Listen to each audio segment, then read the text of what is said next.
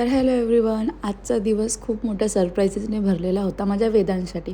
कारण खूप दिवसांपासून वेदांश माझ्या पाठी लागला होता की मम्मा मला स्नो किंगडमला जायचं आहे, मम्मा मला स्नो पाहायला जायचं आहे. वेदांशला स्नो खूप आवडतो. सो एवढ्या दिवसांची त्याची इच्छा मी आज पूर्ण करणार होती. म्हणून त्याला सकाळी लवकर उठवलं, त्याचं आवरलं, मी रेडी वगैरे झाली आणि मग त्याच्यानंतर आम्ही निघालो होतो स्टेशनला जायला. ऋतू आम्हाला स्टेशनपर्यंत सोडणार होती, बट तिला लेट झालं होतं म्हणून मग तिने आम्हाला परण्या नाक्यावर स्टॉपवर ड्रॉप केलं होतं. सो मग तिकडून मी पटापट ऑटो पकडली आणि ऑटो पकडल्यानंतर मी पटापट निघाली होते स्टेशनच्या दिशेने. आणि त्याच्यानंतर स्टेशनला जाऊन पहिले मी घाटकोपर रिटर्न 2 तिकीट्स काढून घेतले. येस, घाटकोपर, कारण स्नो किंगडम हा घाटकोपरला असलेल्या RCT मॉलमध्ये आहे, त्यामुळे मग तिथे जायचं होतं. तिथे जाण्यासाठी आपल्याकडे ऑप्शन आहेत की आपण मेट्रोनेसुद्धा जाऊ शकतो. अंधेरीवरून मेट्रोने इझी पडतं, बट माझ्यासोबत वेदांश असल्यामुळे आणि मेट्रोने मी आधी कधी प्रवास न केल्यामुळे मी ठरवलं की मी ट्रेनने जाईल. सो मग त्याप्रमाणे मी ट्रेनने आले होते. पहिला मी दादरला उतरले. दादरला उतरल्यानंतर पुन्हा मी एक ट्रेन चेंज करून घाटकोपर स्टेशनला आले. घाटकोपर स्टेशनवरून मग मी एक ऑटो केली होती, जिने मला RCT मॉलला आणून सोडलं होतं. आणि इथे मॉलला पोचल्यानंतर वेदांशचा आनंद तुम्ही त्याच्या चेहऱ्यावर बघूच शकताय. आणि मग इथे मॉलला पोचल्यानंतर आम्ही फटाफट सेकंड फ्लोअरला आलो होतो. मग इथे येऊन मी पहिले तिकीट्स वगैरे काढून घेतले आणि मग इथे आम्ही वेटिंग एरियामध्ये थांबलो होतो, कारण आमचा स्लॉट होता 2चा. सो मग त्यासाठी खूप सारा वेळ बाकी होता. मग आम्ही इथे वेटिंग एरियामध्ये थांबलो होतो आणि मग त्याच्यानंतर आमचं इथे वेट ओव्हर झाला होता. 1:45 वाजता त्यांनी आम्हाला लाईनमध्ये राहायला लावलं आणि मग त्याच्यानंतर त्यांनी आम्हाला कॉस्ट्युम्स दिले होते, जे आम्हाला स्नोमध्ये आतमध्ये घालायचे होते. मग इथे आम्ही फटाफट आमचे कॉस्ट्युम्स घालून घेतले होते.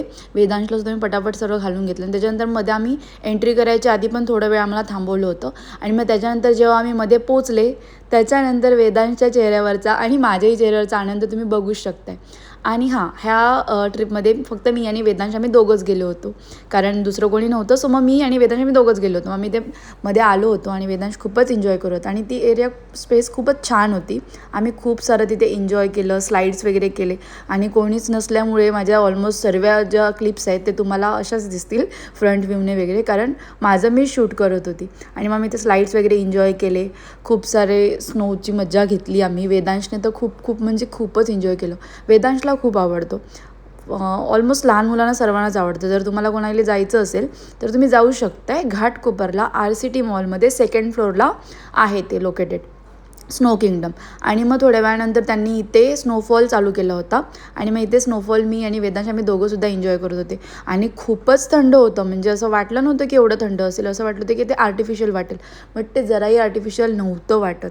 असं वाटत होतं की आपण खरोखर बर्फात आलो आहे. ह्या आधीसुद्धा वेदांशला मी एकदा नेलं होतं, बट ते स्नो रिअलवालं होतं. मी त्याला वैष्णोदेवीला घेऊन गेली होती. सो तिकडे आम्ही रिअलवाला आईस बघितला होता आणि मग इथे आम्ही बाहेर आले होते. आणि त्याच्यानंतर इथे वेदांश म्हणतोय की वाट लग गई थी. आम्ही एक 10 मिनटं आधी निघालो होतो, कारण वेदांशला खूपच थंडी वाजली होती. मग त्याच्यानंतर मी बाहेर आलो आणि मॉलमध्ये असं जस्ट फिरत होते आणि ते वेदांश बघा शॉपिंग करतोय. आणि निघताना थोडं कन्फ्युजिंग होतं, म्हणून मग मी काय केलं की घाटकोपरवरून दादरसाठी डायरेक्टली ओला कॅब बुक केली होती. मग त्याच्यानंतर मी फटाफट दादरला पोचले. दादरवरून मग मी पुन्हा विरार ट्रेन पकडली. बट ऑब्वियस सगळ्यांना माहिती आहे की आपण जिथे राहतो बोईसरला, आपल्या साईडला ट्रेनचा येण्याचा खूप इश्यू होतो. खूप वेळानंतर ट्रेन्स येतात. सो मग पहिले मी दादरवरून विरारला आले. विरारला आल्यानंतर ही माझी ट्रेन होती 6:18 बट ती जवळजवळ अर्धा तास लेट झाली होती. आणि मग फायनली माझी ट्रेन आली होती आणि ट्रेनमध्ये एवढी गर्दी होती. फर्स्ट क्लासची तिकीट काढूनही मला पालघर आल्यानंतर बसायला भेटलं. आणि मग इथे मी फटाफट बोईसरला पोचलो होतो. मला तर खूप भूक लागली होती आणि वेदांशलासुद्धा. त्यामुळे आम्ही पहिले बैठक कॅफेमध्ये आलो, खाऊन वगैरे घेतलं आणि ते घरी पोचल्यानंतर वेदांशच्या गाडी प्रकरण चालू झालं होतं. सो